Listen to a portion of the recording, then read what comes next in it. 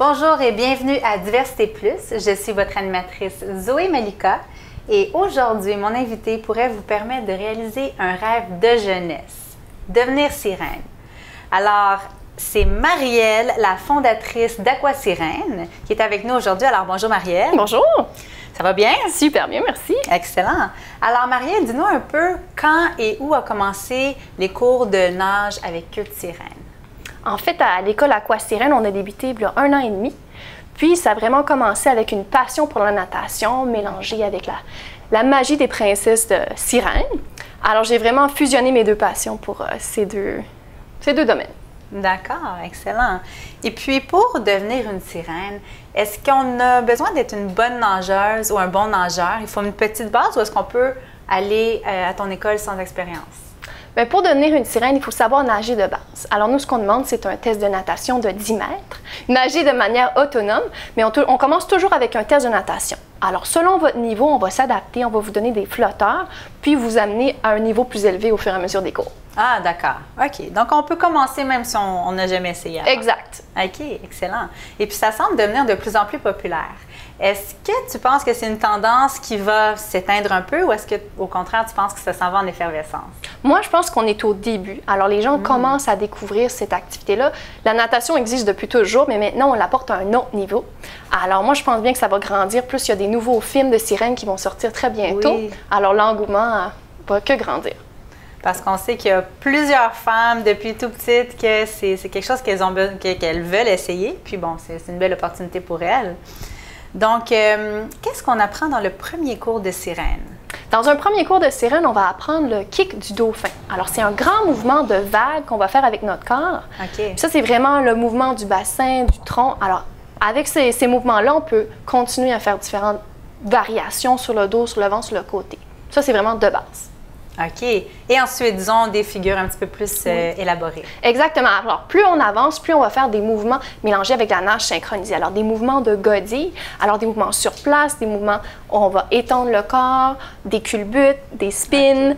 Alors, ça va être vraiment... Puis aussi, on va aller chercher des mouvements plus musculaires. Alors, on va aller vraiment faire de la mise en forme. Alors, se lever sur le bord de la piscine, aller en position de V pour aller travailler nos abdominaux. Alors, c'est tous des mouvements qu'on va apprendre en classe. OK, parce qu'il y a aussi un côté très fitness. Oui, c'est ça. Alors, les enfants, c'est plutôt la magie de devenir une sirène. Les adultes, il y a toujours la petite magie, mais c'est vraiment pour une mise en forme puis un entraînement de fun avec ses amis. Alors, ils vont venir à chaque semaine, ça vise principalement les abdominaux, les fesses, les cuisses, alors tout ce qui a le tronc. Okay. En plus, il y a beaucoup de cardio parce qu'on va sous l'eau. Alors, essayer de garder toute son énergie en le faisant sous l'eau, c'est tout un défi. Ah, OK, super. Donc, on a ici les monopalmes. Donc, essentiellement, c'est 2 palmes qui sont comme fusionnées en une. Voilà. Exactement, une grande palme, 2 pieds ensemble. Et puis après ça, la queue monte à peu près jusqu'à la taille. Jusqu'à la taille, parfait. Puis le fait d'avoir les jambes ensemble, est-ce que ça change beaucoup dans la nage? Bien, en fait, ça change beaucoup parce que maintenant, ça va être les abdominaux qui vont travailler plus que les genoux ou les cuisses. Alors vraiment, on va aller chercher un mouvement unique du corps, d'une belle grande vague. Puis aussi, notre énergie, il y a beaucoup de plongeurs qui l'utilisent pour des défis de profondeur parce qu'on économise l'énergie. Au lieu de kill les 2 pieds, c'est vraiment un grand mouvement avec beaucoup de force. OK, excellent. Et il y a aussi des sirènes qui sont professionnelles. On voit ça aux États-Unis, qui font des spectacles dans des aquariums. Alors, est-ce que c'est quelque chose qui t'intéresse ou que tu penses qu'il va devenir plus populaire ici au Canada? Bien, il y a beaucoup de possibilités, puis il y a beaucoup de gens à l'école qui viennent dans l'objectif de devenir sirène professionnelle. C'est un bel objectif. Moi, je vois aussi beaucoup de gens, il y a différentes opportunités pour devenir professionnel. Il y a l'opportunité de devenir professeur pour enseigner les cours de natation. D'accord. Puis il y a le côté performance. Alors, aller dans des événements, des fêtes privées, des aquariums. À Montréal, on n'a pas d'aquarium, mais dans d'autres villes, ils ont des super belles aquariums. Puis là, c'est avec de l'air compressé dans les tuyaux qu'on va respirer. Alors, on peut rester vraiment longtemps sous l'eau pour faire plein de belles figures. OK, donc l'air compressé, c'est où est-ce qu'on la trouve? C'est comme en plongée sous-marine. Alors, c'est des grandes bonbonnes.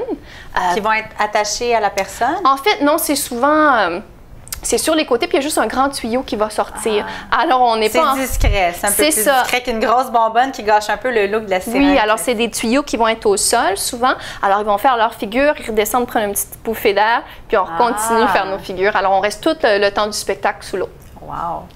Ça demande quand même une bonne capacité physique, là. Il faut beaucoup se pratiquer, mais c'est magnifique, les spectacles. Effectivement, c'est comme l'absence de gravité un peu aussi, ce qui fait que le mouvement des cheveux qui ramène, c'est un petit peu onirique. Oui, c'est envoûtant. C'est envoûtant, voilà.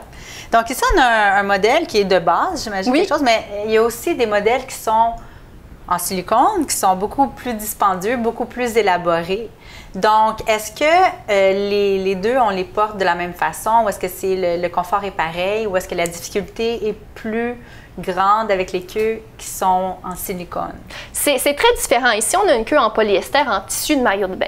Alors ça, c'est vraiment pour les débutants. C'est très léger, c'est facile à mettre. On utilise ça à l'école. Pour des performeurs, c'est sûr, on va aller vers un côté plus réaliste, réel, en fait. Alors là, queue de silicone, c'est beaucoup plus lourd. C'est environ entre 30 et 50 livres. OK, quand même. Alors, il faut savoir très bien nager, bien connaître notre corps, en fait, pour utiliser les bons muscles, parce que sinon, on peut se blesser ou sinon, bien, ça peut nous apporter dans le fond de l'eau. Ce qui est intéressant avec un bon poids, c'est que ça va nous mettre en ballant. En fait, dans l'eau, on ne va pas flotter, on ne va pas caler dans le milieu, on va être en plein milieu de l'eau. Alors, ça va être plus intéressant pour faire des mouvements. On va être vraiment en flottaison, là, dans le milieu de l'eau. Un peu comme dans la plongée sous-marine. Exact. Avec nos poids, mais vu que c'est déjà un poids, ça va nous mettre à notre équilibre. D'accord, d'accord.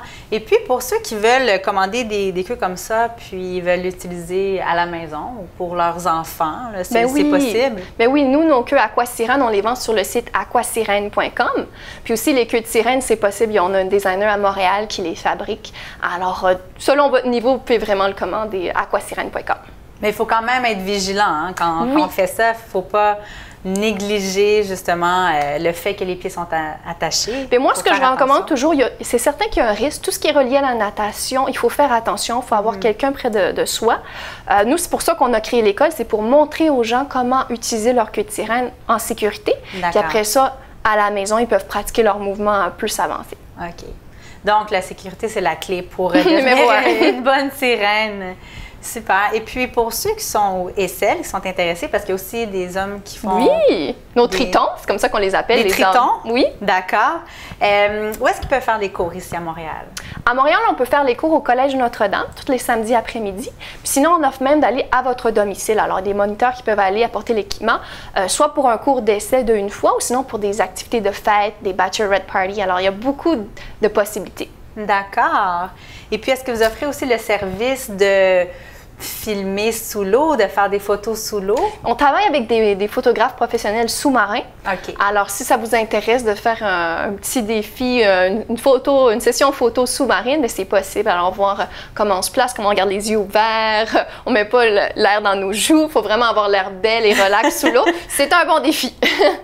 J'imagine que pour être belle, c'est un challenge de plus que juste retenir son souffle et avoir la queue de sirène. C'est l'art de marier les deux pour le meilleur résultat. Oui. Excellent. Bien, merci beaucoup, Marielle. Ça me fait plaisir. Et puis, pour ceux et celles qui sont intéressés, n'hésitez pas à aller voir Aquasirène.